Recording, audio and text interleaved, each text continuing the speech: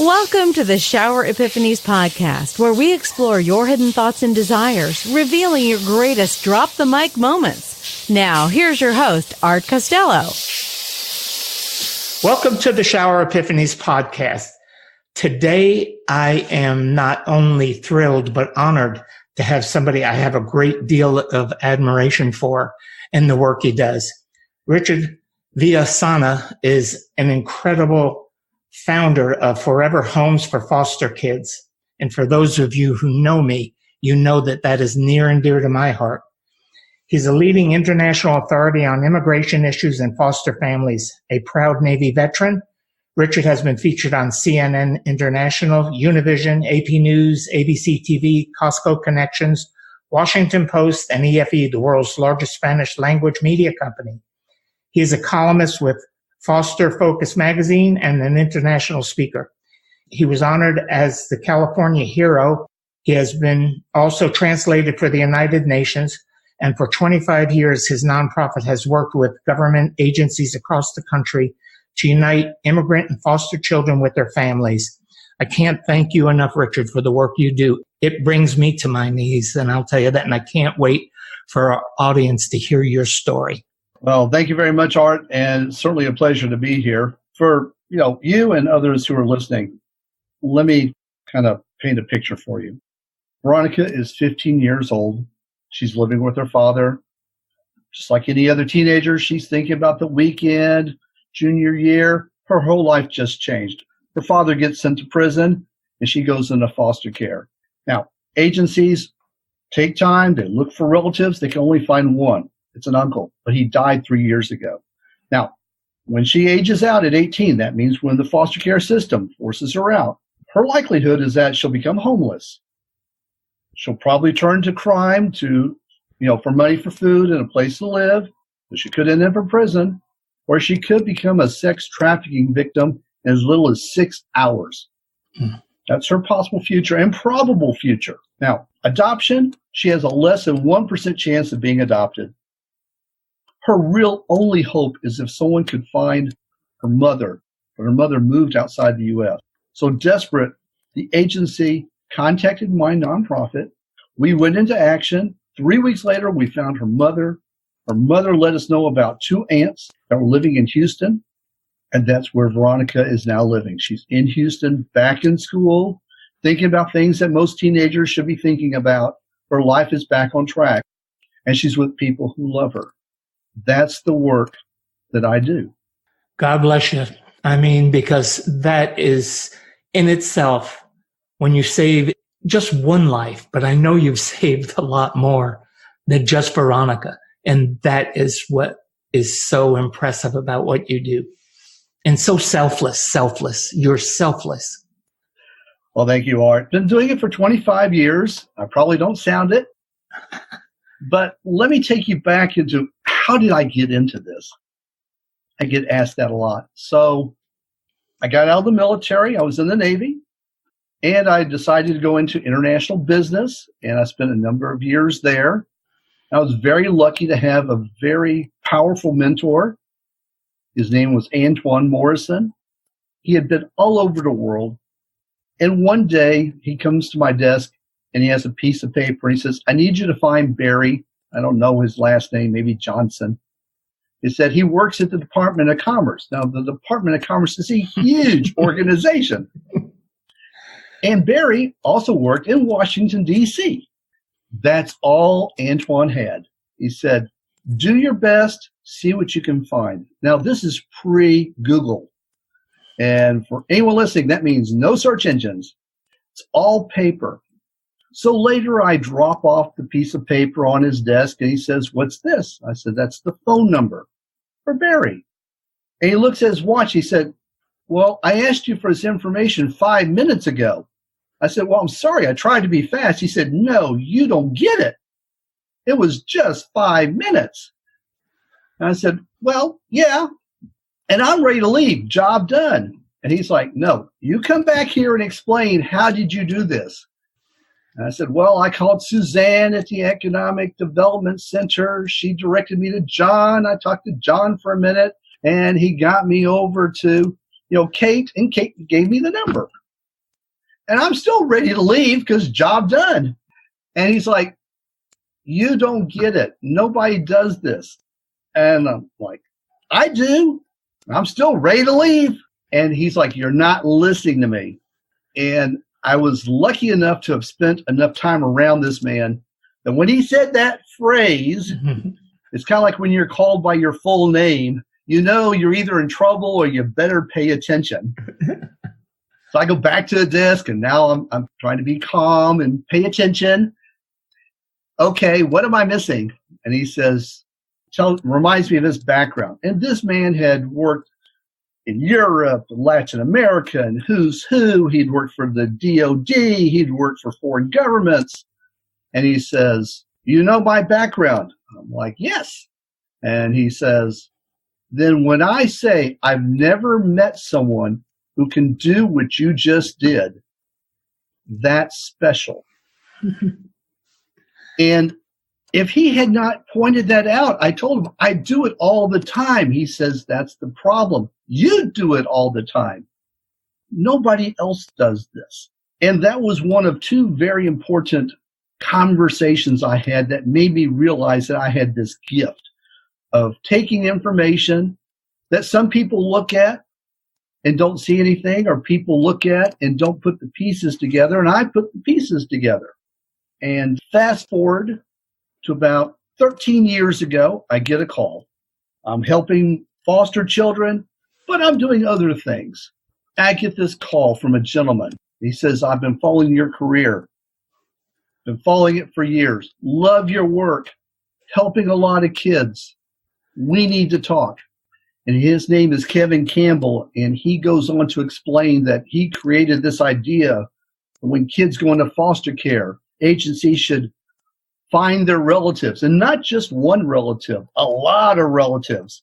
So by the time you get 10, 20, 40 relatives, somebody probably will put their hand up and say, I'll take the child, I'll take my nephew or my grandchild and get them out of the system. He said, here's a problem. If the relatives don't live in the U.S. anymore, nobody's looking for them. Or if they are, they're not very good at it, but you are. And we need someone like you to help those children. And Art, you mentioned Veronica. There are 90,000 Veronicas who have this problem that a relative or a bunch of relatives are not living in the U.S. And those are the people that I help. Wow, that's truly amazing. The need to have closure in any given situation is sheer human nature. And when it comes to romantic relationships, this desire skyrockets. Has your previously failed relationship left you in immense pain? It's not uncommon for people to shy away from a new relationship after their first one fails miserably. The fear of the unknown makes them hide in a shell to prevent any future heartbreak. Relatable? Despite wanting to love and be loved, you can't take the plunge if your mind and heart are still locked somewhere in the past.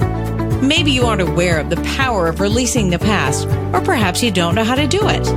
Art Costello in his online course teaches the art of moving on from bad places to happier, more stable ones.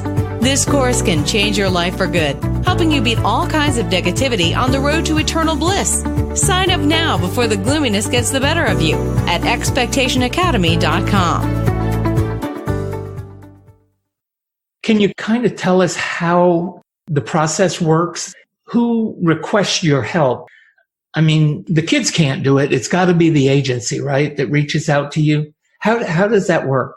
So again, when a child comes into the foster care system, the agency immediately starts to talk to the child, find out all the information about their relatives, and they may have only one parent like Veronica did living with them. And they try to get as much information as possible, and then they go to the databases. There's some huge databases in the U.S., and they try to look for the aunts and uncles and grandparents. If they hit a block or, struggle to figure out what to do next, then a lot of those agencies will contract a third-party nonprofit like ours. And so we get contacted from all over the country, Pennsylvania, Florida, Texas, California, and counties will call us up and say, I've got 2 this week. I've got a child, they're in foster care. Mother's living or the father's living outside the U.S. and Mexico. And I say Mexico because we get a lot of those just because we're next to Mexico in Canada. So that's how we get these cases. They come in from all over when they need that extra help. How do you find somebody in Mexico? Because, I've been to Mexico. I've traveled through it. I know that some areas, you're lucky if you could find a phone, no less, any other way to find and research somebody. How do you do that?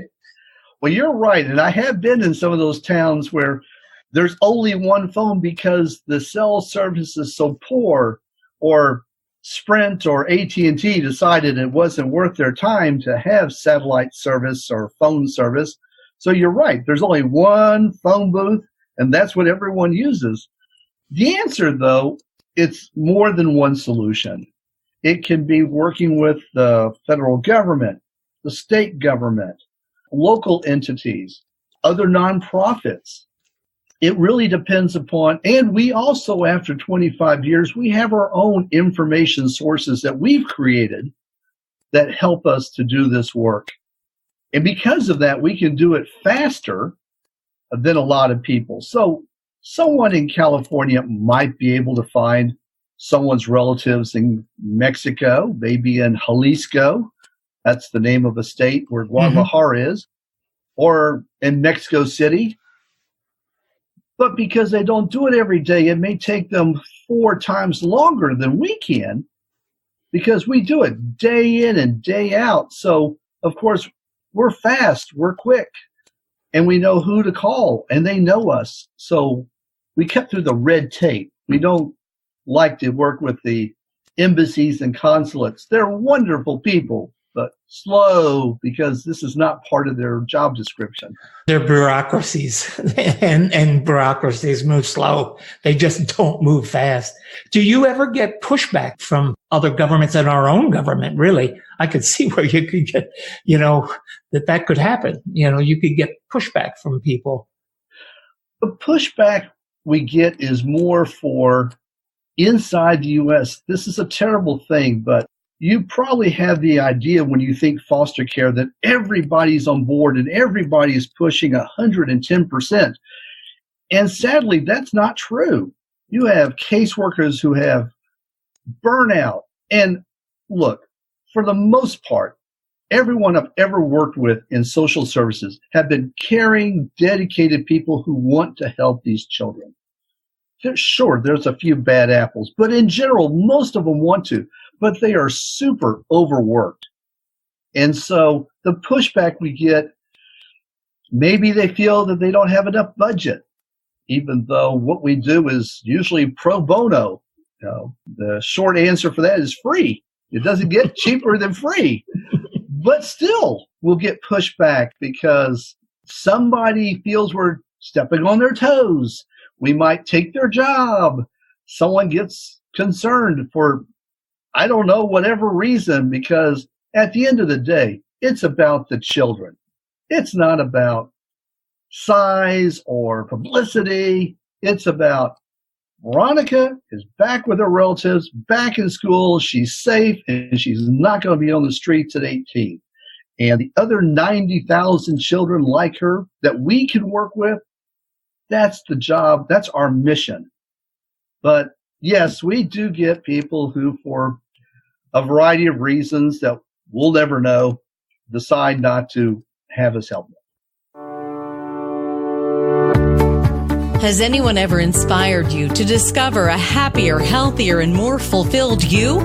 It is a magical experience, isn't it? Inspiration is indeed very powerful, yet it's often undermined. It can lift you from the ground to the sky in no time. Have you ever thought about returning the favor by inspiring the people around you? If you don't think you have it in you, we have good news for you. Art Costello's online course has everything you need to learn to supercharge yourself and shape your character into a powerful personality. Get ready to discover your strengths and unleash the creativity within. Don't believe it? Check it out yourself by signing up for this life-changing course at expectationacademy.com. That's expectationacademy.com.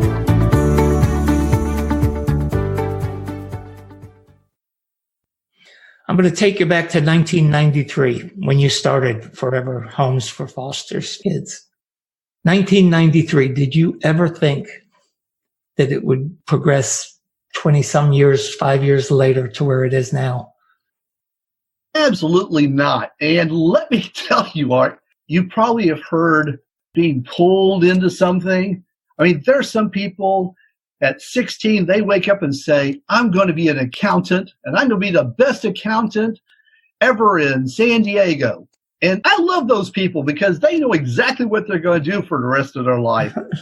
I was not one of those people. I was good at many things, so I had a terrible time figuring out where I wanted to settle.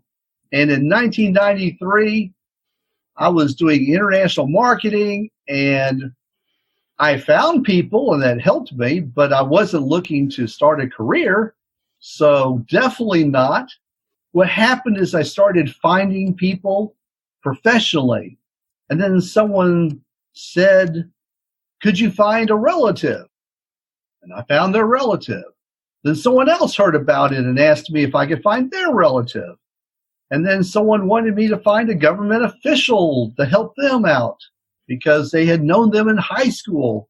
And the next thing I know, I'm getting phone calls from people, and I'm saying, I don't do this.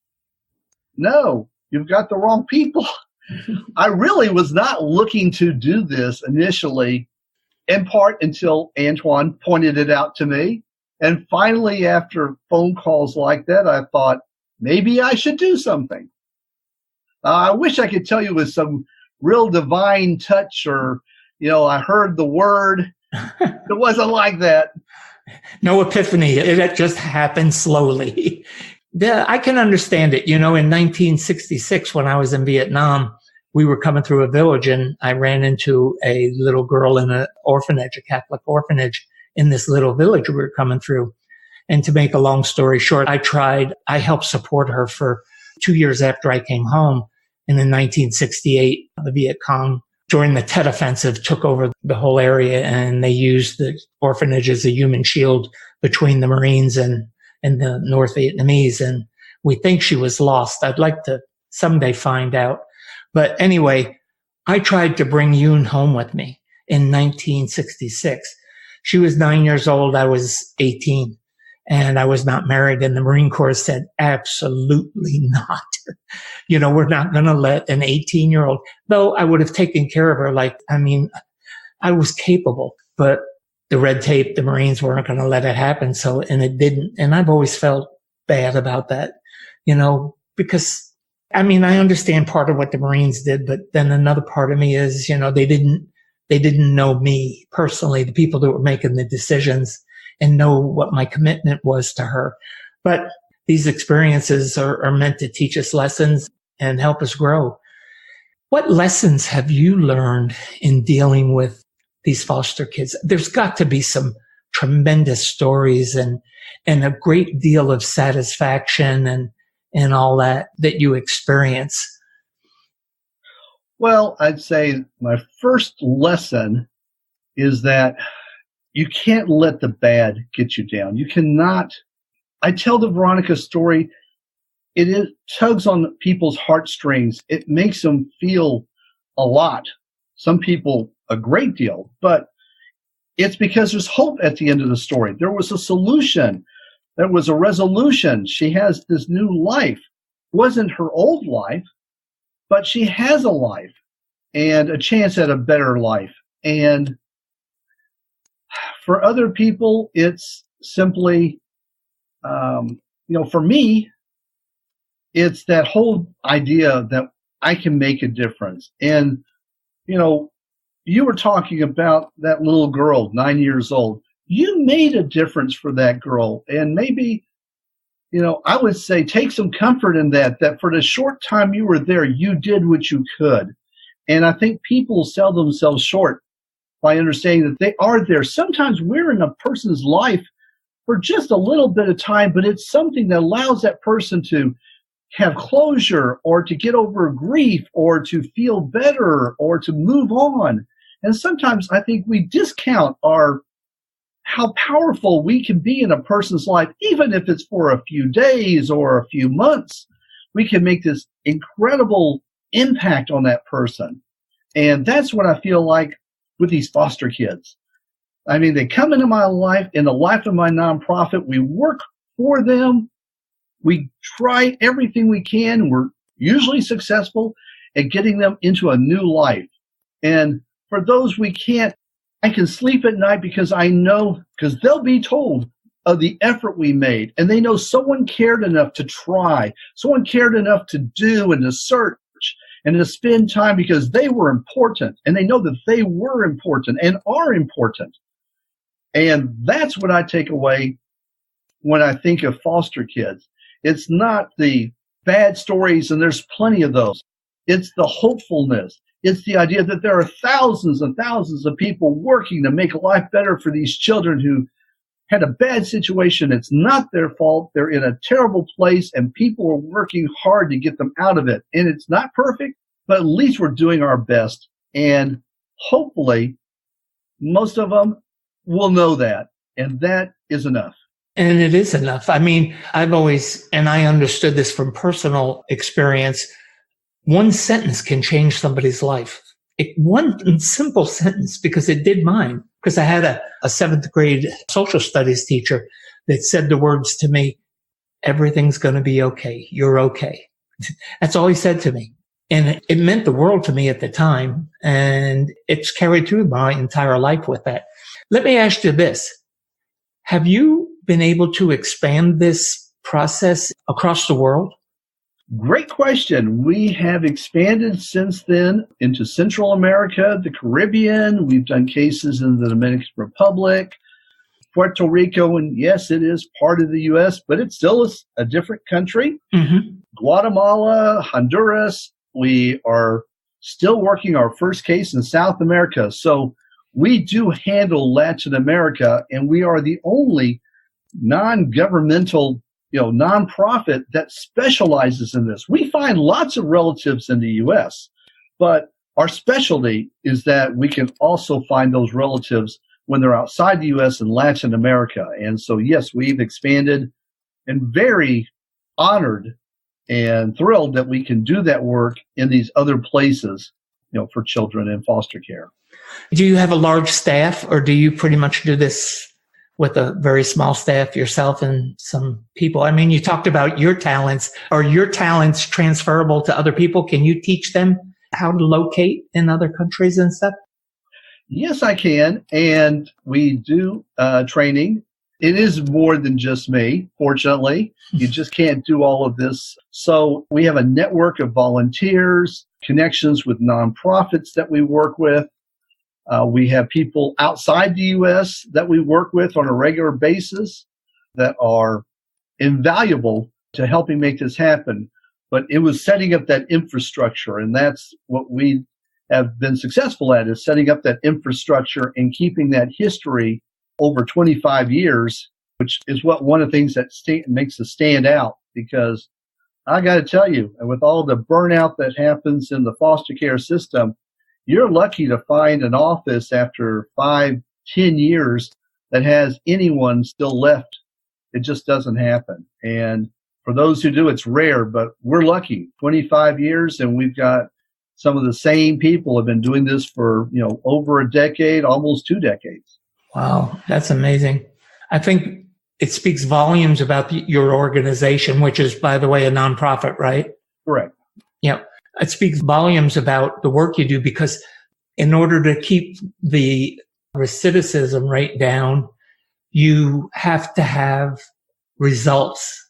And when people get results or outcomes that are positive and everything, it rejuvenates your workforce. Every time you do it, it would be hard to walk away from it when it's so rewarding versus the frustration that we see in our social service, because it's a whole different way. It's such a bureaucracy, and you cut through that red tape.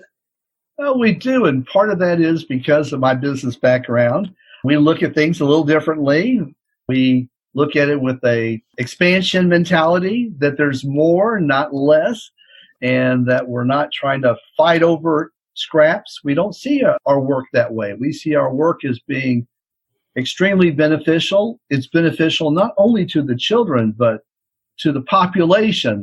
I won't go into the numbers, but there are hundreds of thousands of dollars that do get spent on a child who does leave foster care if they don't get taken care of. And so we cut through that. And so it helps everyone. It helps our families. They're stronger. It helps the children because they're with people who love them. It helps the community because the families are stronger. Stronger communities helps everyone. Business, individual, it doesn't matter. Everyone benefits. And so that's the big picture I see when I think about the work we do. It's not simply, but we have the focus that we're helping that one person, that one child gets our 100% of our focus on every case that we work so we can make the best outcome possible for them. I wish you could take your system and implant it all over not only the country, but the world, because, there's just literally millions of foster kids all over the world, kids that are living on streets that aren't even considered in the foster system. I mean, particularly in South America and Argentina and Brazil and some of those areas. And the gangs are coming in and becoming their families and just creating more havoc in society. Do you ever run into that? I think, what is it called? M12 or M13 or something that is so prevalent down there? Well, we've been lucky. We don't interact in such a way that we, bump into them. But here's the other side of that, Art. Most of us were thinking this is something that happens outside. And sadly, the truth is everything you describe happens here in this country. This is how people end up leaving foster care, because they get online and someone sweet talks them and tells them that they'll give them a better life and they'll treat them better. And the next thing you know, you've got 4,000 foster kids who have disappeared in 12 months. Nobody knows where they are because they thought it was better. And one girl wrote me and said, I was getting my butt beat every night by my pimp, but it was better than the home I was living in. Now, something's wrong when someone says that to you. Something is seriously, seriously wrong.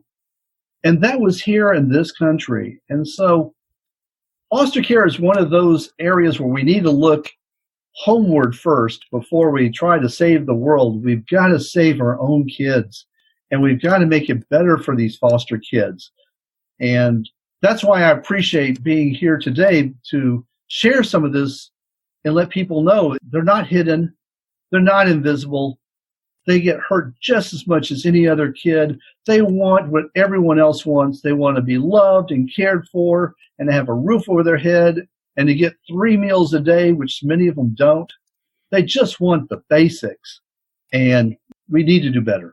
Yeah, I just had this thought in my head when you were speaking about how this is a prime example of why we need a better communication system between hospitals and police departments and local governments and the general population, because we have the eyes and we can see.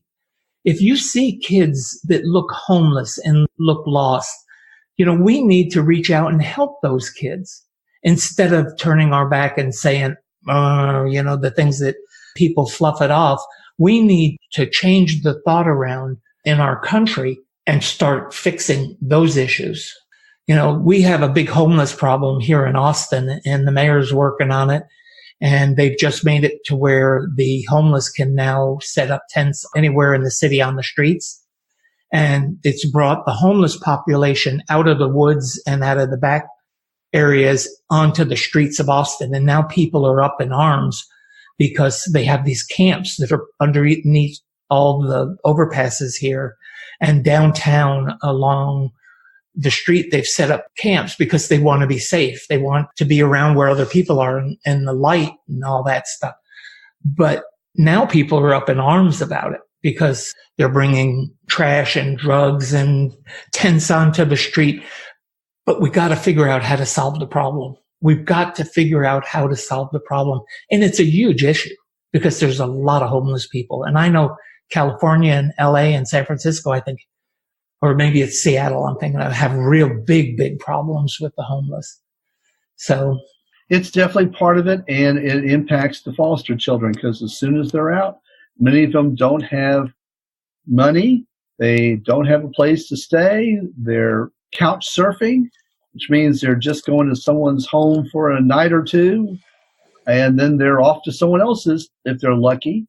And all the things that go along with that, of not having a job, not having stability, all those things impact foster kids. And that's why helping them before they get out is the smart way to handle this, not once they're on the street. Mm-hmm. I mean, that makes perfect sense because, well, I mean, we all know the reasons. I mean, you're better off dealing with them in a structured system than when you have them out on the street. It's just a lot better. But why is it that these kids can't stay in foster care? Is there a lot of different reasons, or what is the major reason, I guess, is what I'm going to ask. Well, the good news is in half of the states, they've raised the age to 21. So kids can stay in. The other half, it's still 18. And honestly, most child experts, feel that at 18 years old, most of us aren't ready to go. I mean, think about it. Pay our own rent, pay our own utilities, have a job, manage our money. Most people with a family aren't ready for that 18, much less if you've never had a structured environment to learn any of that. So that becomes an issue. But back to your question, I do get this. There has to be a point where you say, I got to let it go. They've got to, stand on their own. However, we need to do a better job while they're with us, while they're in the system, of making sure they get an education. If we have programs so they can go to college for free, letting them know that, how they can apply, helping them to apply, helping them to get in. We have lots of programs around this country that could help these kids and do help lots of foster kids, but there are others who have no idea about all these different programs that could help them, that they could take advantage of. And here's the other side. When they hit 18, Art, there are some kids, they've been moved around so many times. There's a case right now where the children involved are suing the state. They have been moved more than 100 times. Think about that. If you were in the military and you moved around, we're an Army brat, and you moved around 3-4 times a year, that would have been like, wow, these kids moved around 100 times. That's like moving every 2 months. You talk about have a feeling of not being wanted anywhere. That would definitely give them the feeling of not being wanted anywhere. Absolutely. And the bad side about that is it's not like the foster parents are calling up and saying, we don't want, Johnny.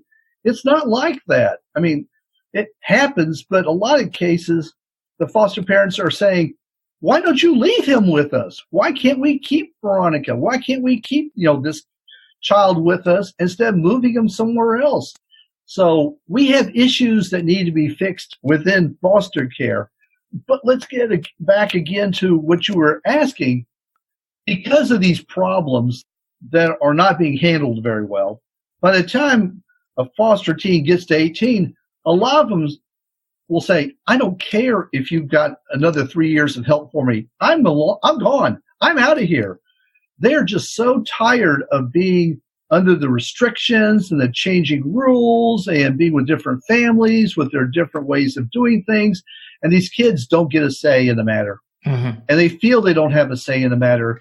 And at 18, a lot of them will say, I'm out of here.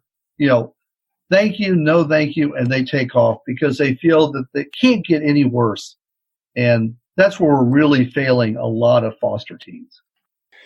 Yeah, and you were talking about foster parents, and that brings me to a question that I had that I wanted to ask. We had a rash here of incidences where children were being put into foster care, and they were particularly infants, and I'm saying infants from 6 months to 2 years old, and they were dying because of abuse. And we have in our system here, and I'm hoping they've gotten rid of it because there was so much publicity around the bad situation where we had foster parents that were taking kids who should have never had foster kids they could hardly take care of themselves. And they were taking on 4 and 5 foster kids because they got a step in from the state, to take care of them. And some of the people were on drugs, and some of them were single moms or single women that had boyfriends that were on the sex offender registry. I mean, just all kinds of issues like that. That's one of the things that we need to fix, particularly here. We don't have foster parents that are willing, who are well qualified, educated, and education. I mean, common sense. We don't have a lot of common sense foster parents, I mean, you just hear of all these incidences in Texas with the problems with the foster parents, and the foster parents almost seem to be the bigger problem than the children. Well, there's actually 2 answers to that, or 2 comments. First one is that we hear these sensationalized stories, and we do put those out. We have a Facebook page. We do, let people know that these things happen, because if you make it sound like it's cheerful, then everyone's like, oh, they're taken care of. They don't need us. And foster children do need us. They need everyone. So, and like any other system, if you don't talk about what's wrong, you can't fix it, because you've got to put it under the light so that you can address those problems.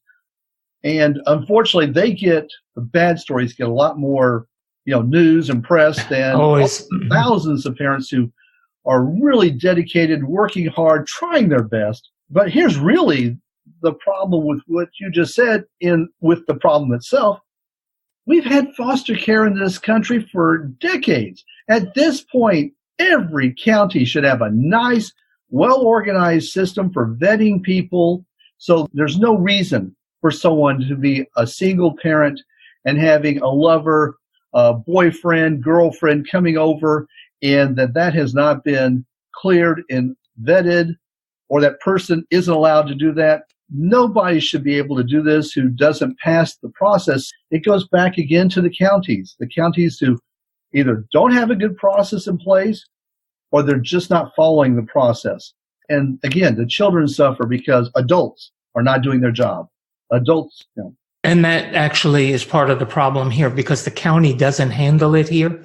It is a state agency that handles that. And they are just now, or over the last 2 or 3 years, overhauling it because the people weren't doing their jobs. They were collecting a paycheck, not even going out in the field and checking on kids.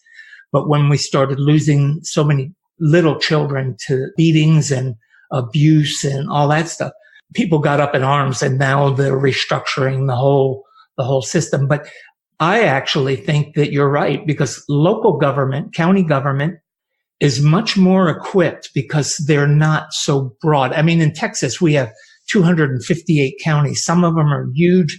Some of them are small. Some of them have very little population. Some of them have massive populations. You get to Houston and Dallas and San Antonio and Austin and El Paso, and you have huge populations around them. But it's still handled at the state level, and it's too much of a bureaucracy, and there's not enough control over the staff. And if it's local, I think county, I'm talking local county, but the way that our finance system and the way that we fund things here, it's got to come through the state, because the local governments don't have the funds to do it. But that's a whole nother issue, whether we should have an income tax. We have no income tax, but we have sales tax. And, sales tax is the main, and property tax are the 2 main things. Property tax goes to school, but sales tax goes to local governments to run things. And if you're in a small county and don't have any industry or retail, you don't get much money. And there lies the problem. So, but that's a whole nother story.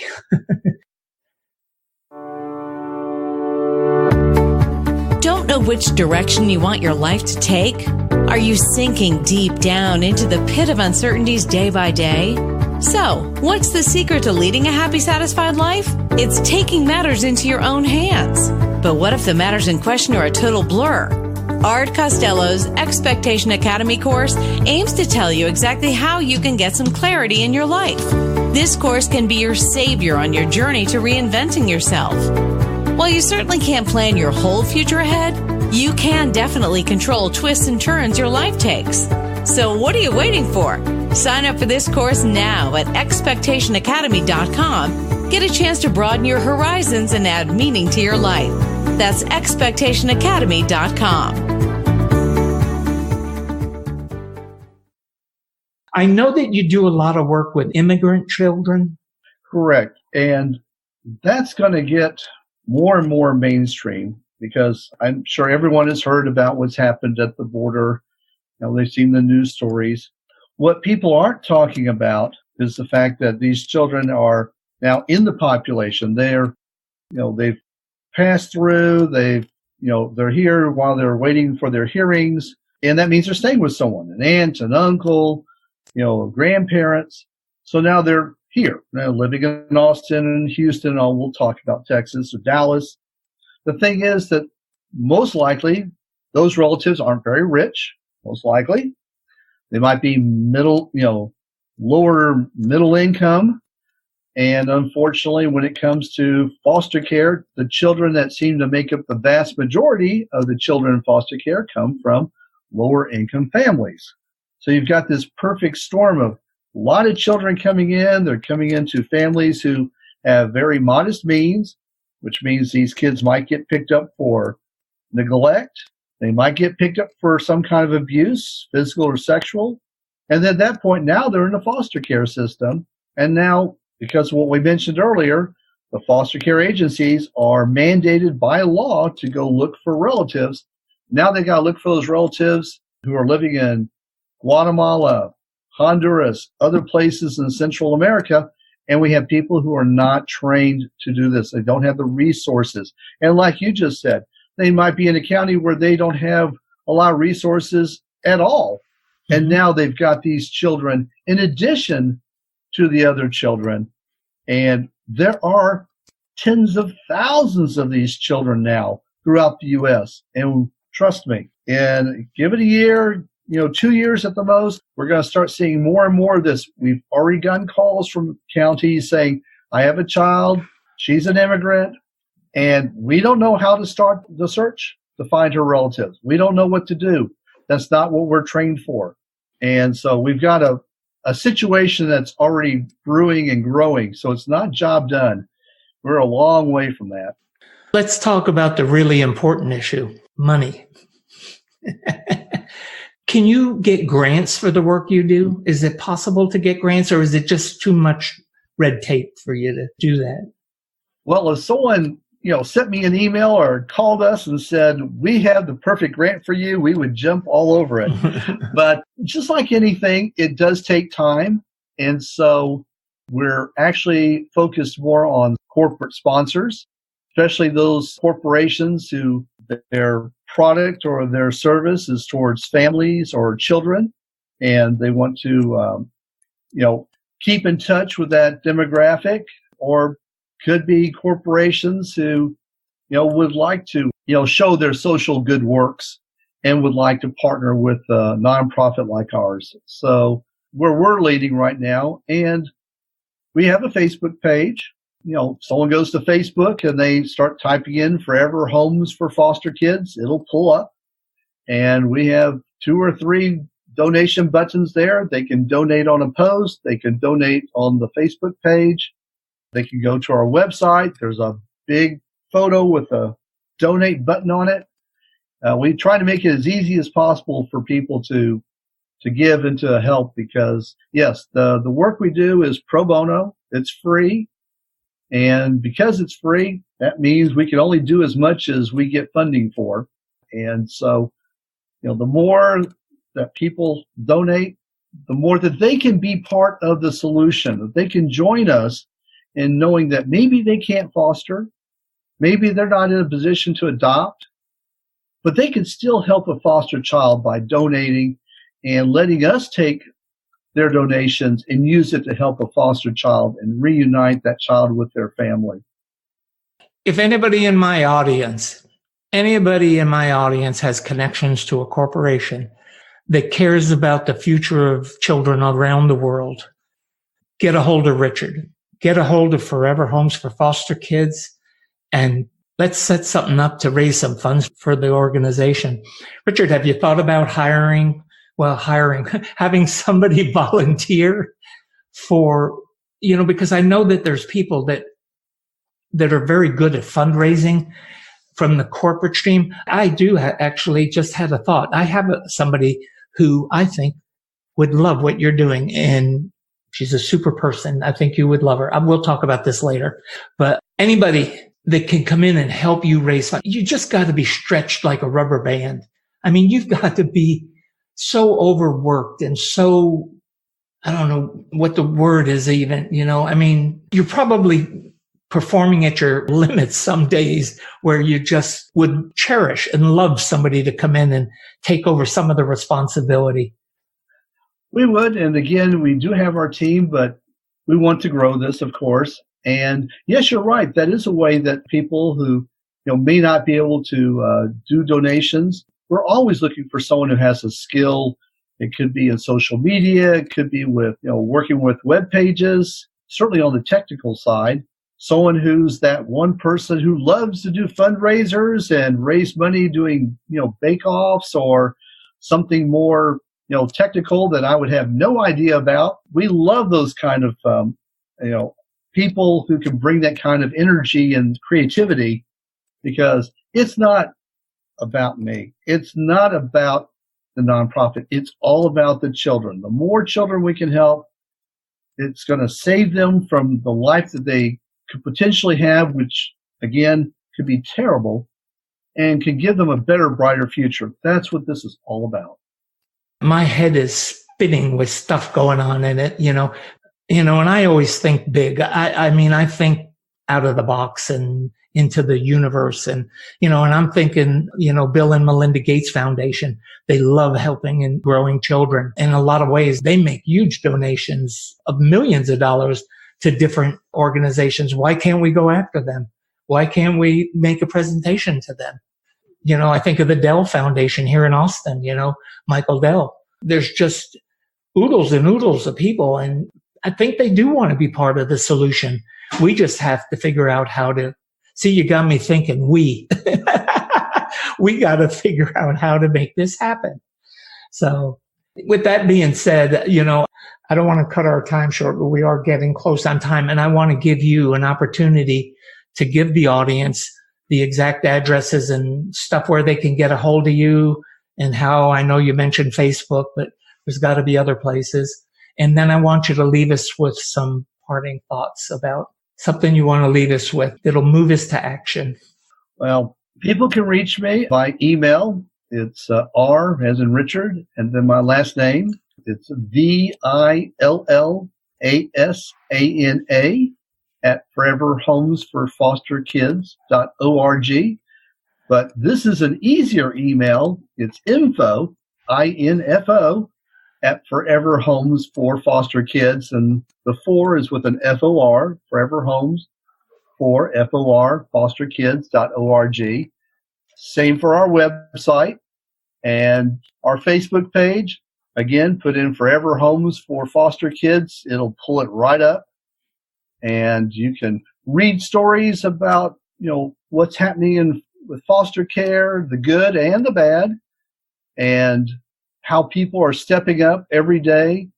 We just did a post about, 2 gentlemen who brought in 5 foster kids to keep them together. They're all brothers and sisters. And that's the magic of foster care, is that there are opportunities where something bad has happened that is completely beyond these children. This is not their fault. This is something that they ended up being in foster care. And it's our job as a society and as a community to take care of them, and where people can step up and be a hero to these children and to be part of this. It's not an isolated event. It's a group. It's all of us coming together. And if you're able to help our nonprofit, you're going to be joining with me and with those that we have, so that together we can be making a difference for these children and changing their lives in ways that you'll never be able to imagine. Taking a child in foster care and then they become an actor like Eddie Murphy, or they become an Olympic star like Simone Biles, who is one of our gymnastic champions. She was a former foster child. There are so many foster kids who now have gone on to do amazing things, and you can be part of that in helping these kids. And I don't know what else I could say that could motivate someone other than that. Well, I don't think you have to say anything, Richard. Your actions speak louder than your words ever would, because you go and do it, and that's the beauty of it. Richard and I met at a conference, and I heard a statistic there, and I want you to repeat it or correct me, one of the two. We can do it either way. But it was I right that 95% of the funds that you raise go to actually helping the children? What was the figure? The figure is closer to 85. We try to keep it as high as we can. I'd love it to be that high.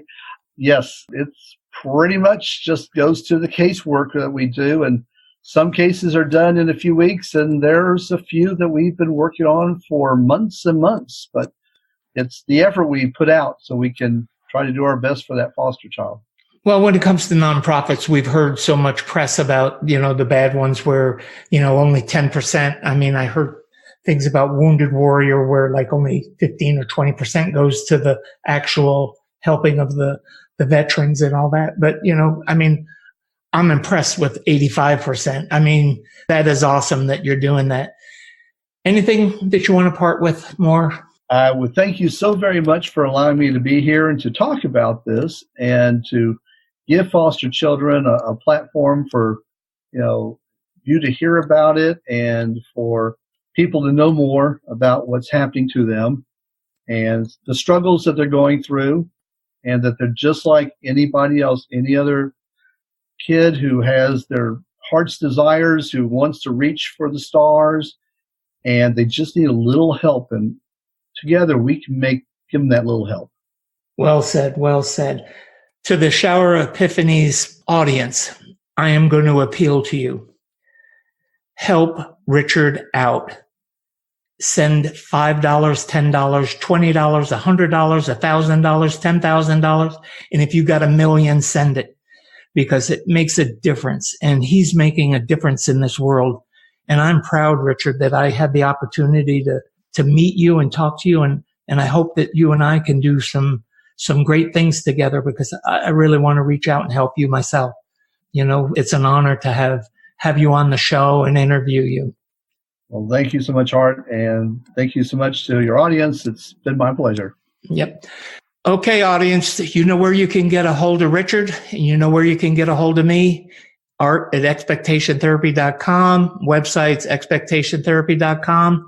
And with that being said, this has been a great show. Again, I'm gonna beg you, help Richard out with some donations. Send him some money. Thank you, everybody. Heather White, can you take us out? Thank you.